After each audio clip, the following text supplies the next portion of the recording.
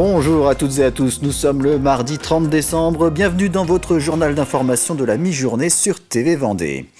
Vous êtes peut-être déjà dans les préparatifs du réveillon du Nouvel An, à la recherche de bons produits pour le repas de demain soir. Cette période des fêtes est évidemment très importante pour les commerçants et notamment ceux des marchés. Mais avec l'arrivée du froid ces derniers jours, la période est peu propice pour la vente en extérieur. Les clients sont pourtant bien présents. Comme vous le voyez, c'était ce lundi sur le marché de Benay. Pour affronter le froid, les marchands ont tout prévu, avec chacun sa technique. Pour être bien couvert, avec des bons sous-vêtements, des bonnes chaussettes chaudes, il n'y a pas de souci. 4 couches avec des bons vêtements bien chauds. Et puis voilà, ce qui manque c'est les gants. On ne peut pas en mettre avec les poissons, mais bon. Vous voyez, une bonne tisane bien chaude, c'est ce qui nous réchauffe. Et puis on se promène un peu aussi sur le marché pour réchauffer les pieds. On est un peu habitué à être à l'extérieur, à être avec des températures un petit peu plus fraîches. On se met des petits gants, ça nous permet aussi de mieux tenir, des vêtements un petit peu plus chauds et puis avec de la bonne humeur et du sourire, tout se passe bien. C'est également une période de grand rush pour les traiteurs qui préparent eux aussi la soirée du réveillon. Les grands rassemblements du 31 décembre ont de nouveau le vent en poupe depuis l'année dernière. Nous nous sommes rendus à Mouilleron-le-Captif où une société de traiteurs va devoir assurer 6 soirées différentes avec pas moins de 2200 convives. Pour cela, 25 salariés et 17 camions sont mobilisés. Reportage Simon Felipeau. Installé à son bureau, Ludovic est concentré sur le planning du 31 décembre. À la tête de sa société de services traiteurs, le réveillon du Nouvel An est un rendez-vous important pour lui et son équipe. Au programme, 6 soirées réparties dans toute la Vendée et près de 2200 convives à restaurer. Alors pour que tout se déroule sans accroc, il faut tout anticiper. La gestion des commandes, c'est toujours un petit peu compliqué parce qu'on travaille des produits frais à plus de 90%. Donc c'est un vrai travail en amont de pré-réservation, surtout avec les difficultés des jours fériés liés au jour de Noël. Au total, 25 salariés seront mobilisés pour la soirée. Ils fêteront le passage à la nouvelle année un peu plus tard. Après, nous on fait le réveillon le lendemain. Le premier au soir, on se retrouve tous, et puis on fait le réveillon le lendemain. Après, ça fait partie du métier, il y a des avantages, des inconvénients. Dans les cuisines, c'est le rush. En ce début de semaine, ce sont les entrées, les plats chauds et le pain qui sont en préparation. Pour ce réveillon, on retrouvera des grands classiques de la gastronomie au menu. On travaille beaucoup de fruits de mer, langoustes, langoustines, huîtres, etc. le côté froid. Tout est préparé un petit peu en avance, mais sans trop non plus, tout en gardant la qualité du produit, bien évidemment. On travaille aussi des produits carnés comme du filet de veau, tourne-dos, des choses comme du magret de canard, foie gras, etc. Pour les menus de fête.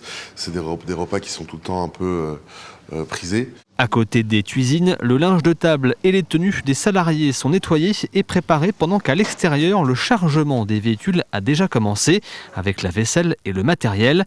Ce 31 décembre, 17 camions quitteront l'entreprise pour se rendre aux différentes soirées prévues. Direction Rive-d'Autise à présent, et plus précisément l'abbaye de Nieul-sur-l'Autise qui accueille pour la 2e année consécutive un spectacle proposé au public durant cette période de fête de fin d'année intitulé Mystère à Nieul. Il s'agit d'une visite immersive et décalée du site. Les spectateurs suivent les moines dans leur mission, celle de faire sonner de nouveau les cloches avant d'être rattrapés par des cavaliers noirs. Reportage Jeanne Bell. Pour la 2e fois de la journée, les 9 comédiens du spectacle enfilent leur costume de moine. Dans quelques minutes, ils seront face au public. Le stress, on en a toujours un tout petit peu, même si ça fait déjà pas mal de fois qu'on joue ce spectacle là, depuis une bonne semaine. Le moment où on se concentre, où on essaye de faire le mieux possible pour que les spectateurs puissent passer le meilleur moment en notre compagnie. Durant les vacances de fin d'année, ils tournent à 5 prestations par jour pour faire vivre une visite immersive et décalée de l'abbaye. C'est effectivement une pièce immersive. On commence la visite au début, vers l'accueil sur une grande passerelle et on finit par descendre au cloître et ensuite dans l'abbatiale. Donc on a réfléchi toute l'histoire et toutes les scènes au fur et à mesure en fonction des différentes pièces qu'on va découvrir. Et les décors aussi sont aménagés en fonction des pièces et en fonction de ce qu'on va y raconter. Cette année, les co-réalisateurs ont misé sur l'humour pour conquérir le public. Nous avons fait ce spectacle l'an dernier, déjà en 2024. Et puis ça s'est bien passé puisque le département a reconduit l'opération pour 2025. Sauf qu'on a changé un certain nombre de choses pour le spectacle, pour essayer de l'améliorer. On a fait un spectacle cette année plus comique, plus détendu. Voilà, vraiment pour l'accès aux familles aussi. Donc un spectacle immersif dans lequel 9 comédiens revisitent l'abbaye d'une autre façon. Justement, Nora et sa famille semblent avoir beaucoup rigolé.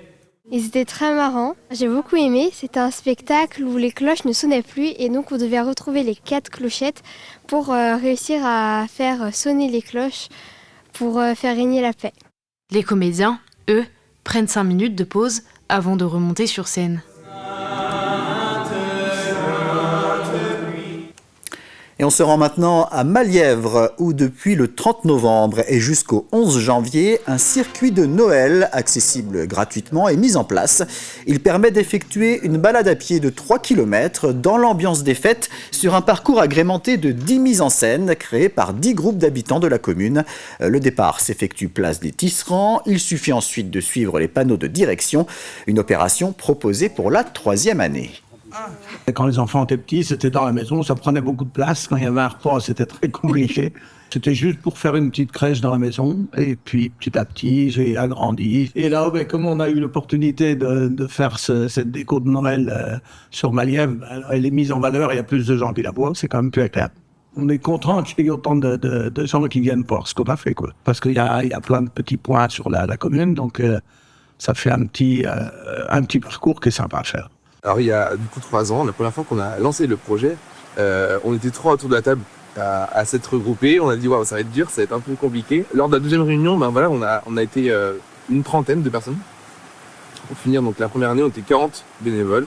La deuxième année, on était 60 et maintenant on est 70. Donc les lieux ont été en fait ajoutés selon les affinités, selon les disponibilités des gens. On a toujours voulu créer en fait un circuit qui soit aussi en rapport avec la découverte de la commune. En fait, c'est aussi l'occasion pour les visiteurs qui ne connaissent pas Malièvre de découvrir un petit peu les différents sites.